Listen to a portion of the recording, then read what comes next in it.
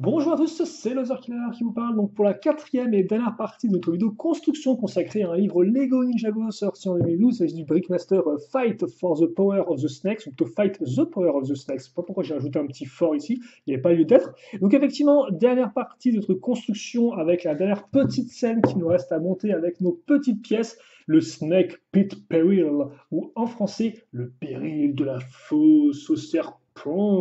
Bref, totalement incroyable. Donc, justement, voici les petites pièces. Là encore, je vais m'occuper d'ouvrir le mode d'emploi. Et j'arrive, incroyable. Première page. Comme quoi, hop. Donc, on essaie ici. Moi, je m'en sers là pour arrêter la page. Et donc, on va sortir les petites pièces. Et on va, hop là, construire ça ensemble. Donc, dernière scénette, avec pas moins de 4 sous-constructions à faire. Donc on va commencer tout de suite bien, avec la première, c'est plutôt logique, qui va s'appeler la fosse au serpent. Donc comme ça, effectivement, on sait qu'il y a péril dans cette fameuse fosse, mais à quoi ressemble-t-elle? Eh bien, on va le voir tout de suite. Donc on est reparti effectivement pour de la structure de serpent. Donc au final, je me rends compte que les rôles étaient vraiment inversés par rapport au Brickmaster 2011. Avant, c'était les ninjas qui avaient les grosses structures, maintenant c'est vraiment les serpents qui ont les grosses structures, ce qui n'est pas plus mal, vu que là encore, effectivement, les serpents manquent un peu de structure, je trouve, dans les boîtes de jeu traditionnelles. Donc, on va prendre notre grande pièce, fixer dessus bien, des petites pièces 1x2 avec accroche. Donc, c'est des accroches charnières, accroches pivot à clip, mâle. On va mettre à l'arrière donc des petites pièces vertes. Et par contre, la question qu'on peut se poser, c'est est-ce qu'on va enfin utiliser toutes les pièces? Donc, c'est pas encore le cas. Donc, on peut se demander. Alors, on va mettre ça ici. Mais au final, c'est vrai que on parle de serpents, de petits serpents, mais je me souviens même plus si dans la série télévisée, les grosses, enfin, les personnages, quoi, comme par exemple la chasse, Pita, tout ça, avaient vraiment des petits serpents à leurs ordres, en fait. Genre des trucs comme ça. Il y avait des vrais petits serpents comme ça dans la saison 1. Je me souviens plus du tout, parce que je me souviens de tous des guerriers serpents, mais je me souviens pas de serpents, en fait. Après, c'est peut-être moi. Ok, d'accord. On va mettre ça comme ceci. Et oui, c'est bien fait exprès qu'on n'ait pas la même texture de briques qui ressortent de droite à gauche. J'ai bien suivi le mode d'emploi, donc ce n'est pas ma faute, ce n'est pas une erreur de ma part pour une fois. La petite pièce dorée qui va venir se caser ici, et ensuite, bah, ça va être un peu la fête ensuite. On va prendre ces pièces-là, qu'on a ma foi assez peu utilisées. J'ai l'impression qu'on les a vues que sur la première construction et celle-ci en fait. Mais pas sur la seconde ni sur l'autre, à moins que j'oublie des choses. Donc en fait, on va faire le pont avec d'autres pièces, euh, comme ceci. Voilà.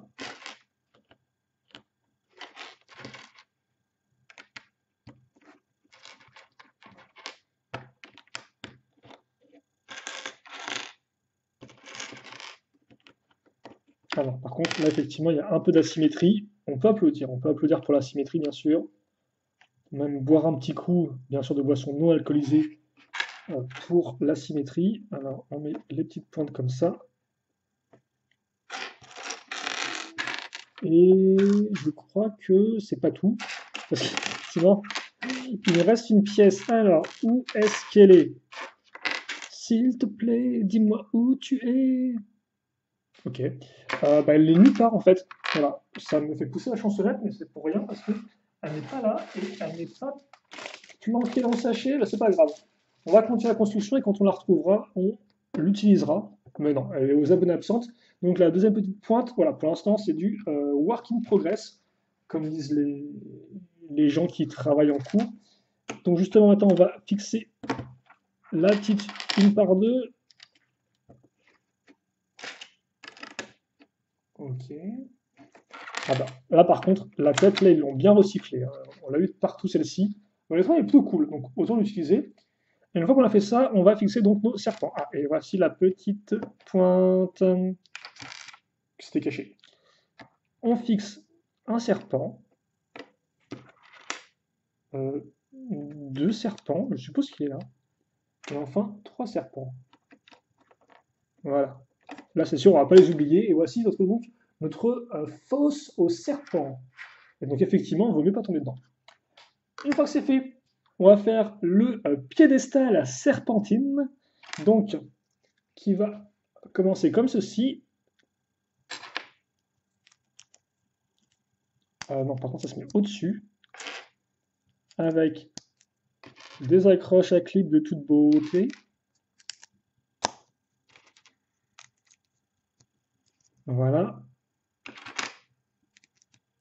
Et alors ensuite, on va avoir la petite pièce d'accroche comme ça. Pièce rouge, logiquement. Non, elle est rouge? Non, si, elle est bien rouge, ouais, effectivement. Elle est ici.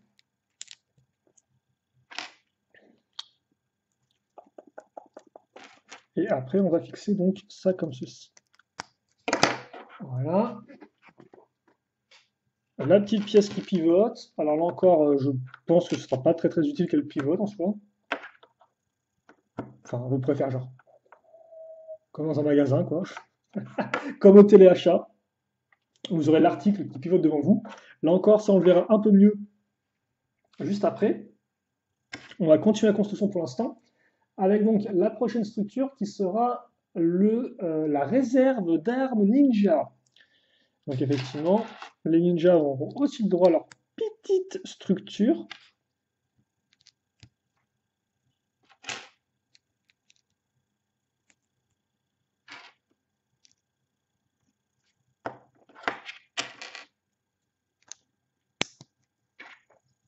Ok. Ok.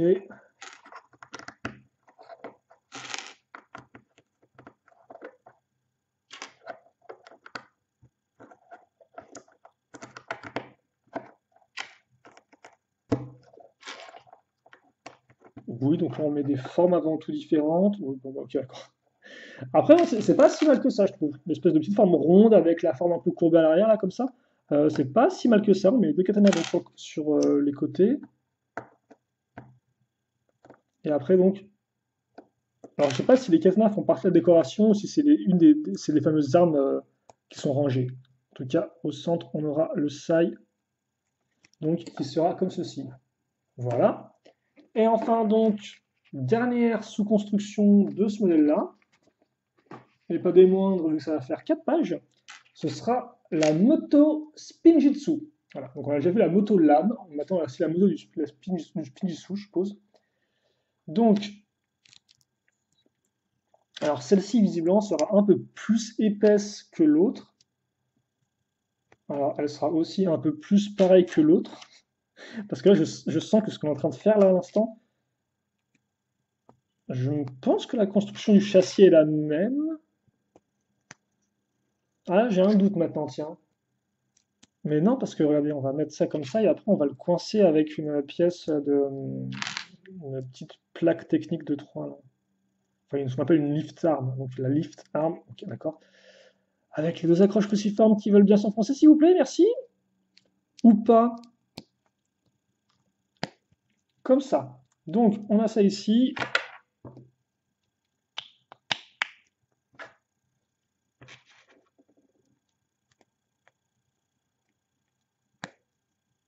Alors, voilà.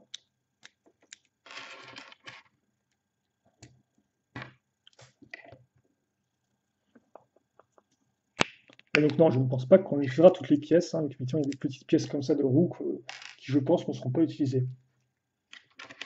C'est bizarre parce qu'au final, je me demande s'ils auraient pu faire ils auraient pu faire une cinquième scène ou pas avec les pièces disponibles. C'est vrai que là, ils ont misé sur 3 scènes, mais je me dis au final, peut-être qu'il y a quand même moyen de faire d'autres choses aussi en plus. J'ai l'impression qu'effectivement, il y a plus d'utilisation de pièces diverses dans le premier Brickmaster, mais je vais pas me tromper. En tout cas, c'est un peu l'impression que j'en ai. Même si on avait beaucoup de véhicules très similaires dans le premier Brickmaster, hein, bien évidemment. Ça pouvait aussi être considéré comme un petit défaut, ce que je comprends totalement. Voilà, donc on a mis ça ici, hop. Ensuite, on va avoir donc des pièces d'accroche sur les côtés, tiens. Donc on va déjà effectivement un peu plus élargir la moto que ce qu'on avait avec la première.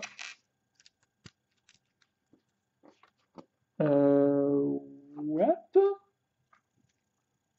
Attendez, est-ce que j'aurais pas zappé un truc? Non. Il faut juste que je mette ça comme ceci. Donc là, ce sera la place pour call, je suppose.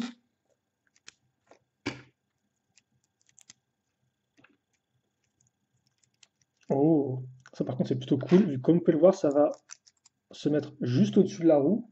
Donc ça va un peu épouser la forme de la roue. C'est vraiment très sympatoche, par contre. Ça, effectivement, c'est un peu plus ce que j'avais envie de voir. Vraiment des formes qui, un peu plus propres, quoi, que ce qu'on a vu jusqu'à présent, avec des formes qui étaient quand même des fois un peu carrées, un peu cassées et tout. Donc ça manquait un peu d'élégance. Mais effectivement, c'est déjà peut-être un peu plus ce que je recherche. Donc on va mettre des petites pointes ici.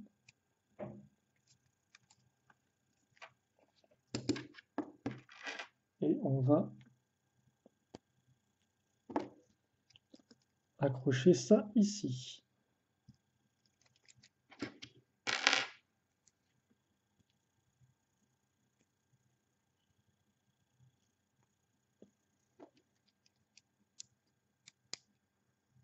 Attendez, 2 secondes. Alors, je vais mettre ça comme ça. Voilà. Et ensuite, bah en fait, ensuite on est presque proche de la fin, non? Parce que là, on va avoir effectivement la petite accroche du guidon. Et je crois qu'il ne reste plus qu'une étape ensuite, c'est l'étape 18 de la page 55, qui me dit donc, qui me dit quoi? Eh bien, qui me dit de prendre la petite pièce comme ceci, avec la charnière, mettre ça comme ça et mettre ça tout droit. Alors là encore tout droit, non, il faut peut-être mieux. Non, quoique. Ah, tout droit fonctionne, je suppose. Ça fonctionne. Est-ce que sur les images, ils le mettent ou pas en. Non, ils le laissent tout droit, tiens. Je crois que de toute façon, ça c'est la moto qui apparaît sur la couverture du bouquin. Non, ils le laissent tout droit. Ok, d'accord. D'accord, ok. Bon. Eh bien, ma foi, voilà. Pour cette petite construction. Donc, on va mettre ça de côté. Hop. Alors, c'est qu'on a construit des choses dans cette première partie. Alors, c'est vrai que j'ai pas vérifié à nouveau, j'ai revérifié un petit coup qu'on a bien rien oublié sur les différentes constructions. Ce serait dommage, effectivement, d'avoir des éléments qui traînent. Honnêtement, il y a tellement peu d'éléments sur les structures, les véhicules, que je pense pas avoir oublié quoi que ce soit. Non, non, non, ça me semble bon. Ok, d'accord. Donc, on va commencer tout de suite avec notre première petite structure, qui était donc celle-ci. Donc, la fosse au serpent, qui fait 10 de long par 4 de large par 6 de hauteur. Comme ceci. Et donc, dans l'idée, bah, vous avez effectivement la moto qui peut en fait, prendre le tremplin. Ouh, comme ça. Bon, après, tu me diras, je pense que sa moto, il est assuré de passer au-dessus des serpents, en fait. Je veux dire, il est même presque assuré de les écraser éventuellement. Donc, bon. Mais en tout cas, voilà. Donc, c'est un peu le concept, une petite rampe avec eh bien, la moto de Cole qui peut passer effectivement dessus. Voilà. Comme ceci. Ensuite, nous avons eu donc le piédestal serpentier. Alors lui, il faudra prendre un peu plus de hauteur en effet si on veut le voir au mieux, qui ressemble à ça. Donc avec là encore des petites formes. Hein. D'ailleurs, on pourrait presque penser qu'effectivement, ça c'est la queue du serpent qui est genre ici. Donc voilà. Avec là encore en termes de taille. Alors comme il y a beaucoup de pièces d'accroche en fait qui sont là pour être là, je suppose. Idem ici, hein, mais qui ne servent pas à grand chose. Même qui ne servent à rien, on peut le dire. Quoique, bah, il vous reste des petites pièces à clip à la fin de la construction, donc éventuellement vous pouvez vous arranger pour faire des trucs. Ensuite, il y a la réserve d'armes ninja, comme ceci. Voilà. Qui a une forme pas trop mal. J'aime beaucoup cette partie-là personnellement. Après, j'aime beaucoup aussi un peu tout ce qui est cylindre, tunnel, etc. Donc forcément, je me sens bien. Et enfin, donc, on a la fameuse moto Spinjitzu. Et honnêtement, qui est très propre, je trouve, j'aime beaucoup. En guise de petite moto, je trouve ça particulièrement efficace. Les formes sont là, c'est assez compact. Honnêtement, je la mettrais. Je pense que récemment, j'avais exposé toutes les motos Ninjago. Honnêtement, si je devais exposer juste des petites motos, je pense que je mettrais effectivement celle-ci, celle de Lloyd de 2014, peut-être celle aussi de Nia du livre d'idées qu'on a eu en 2018, si je ne dis pas de bêtises. Une sorte de petite moto qui peut aussi faire office de over moto, quoi, de moto flottante, et qui était aussi un peu dans les mêmes proportions, quoi. Et après, il y a des petites motos que j'oublie. C'est vrai qu'il y a effectivement celle de Kai, de son bolide de 2014, le X1 Ninja Charger, même si je suis moins fan du design. Mais ouais, en termes de petite moto, effectivement, celle-ci, elle est vraiment très cool, je trouve. Un peu précurseur justement de la moto de Lloyd 2014. Donc vachement sympa. Donc voici d'ailleurs à quoi ressemble Cole à côté. Allez, tiens-toi, garde à vous. Hop.